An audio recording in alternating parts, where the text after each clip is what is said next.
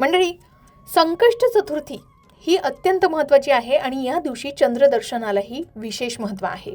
पण संकष्ट चतुर्थीच्या दिवशी चंद्रदर्शन करण्याआधी हा मंत्रजप आवर्जून करा, ज्यामुळे तुमची बुद्धी आणि ज्ञान वाढेल, अडथळे दूर होतील आणि पॉझिटिव्ह एनर्जी सुद्धा कायम टिकून राहील. मग यासाठी कोणता मंत्र म्हणावा आणि तो कसा म्हणावा? तर संकष्ट चतुर्थीच्या दिवशी बाप्पाची संध्याकाळची पूजा करताना स्वच्छ वस्त्र परिधान करून मन शांत करून बाप्पासमोर तुपाचा दिवा लावावा. मनात बाप्पाचं रूप आणावं.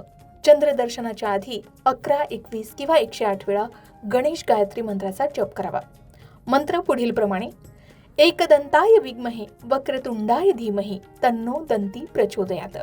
हा मंत्र म्हणण्याचे फायदे असे की यामुळे अभ्यासात किंवा कामात लक्ष लागतं, कामात येणाऱ्या अडचणी बाप्पा स्वतः दूर करतो आणि मनाला प्रचंड शांतता आणि सकारात्मकता मिळते, असे बऱ्याच जणांचे अनुभव आहेत. तर मग या संकष्टीला चंद्रदर्शनाआधी हा मंत्र नक्की म्हणा आणि बाप्पाचा आशीर्वाद मिळवा. ही माहिती गणेश भक्तांना शेअर करा आणि कमेंटमध्ये गणपती बाप्पा मोरया लिहायला विसरू नका.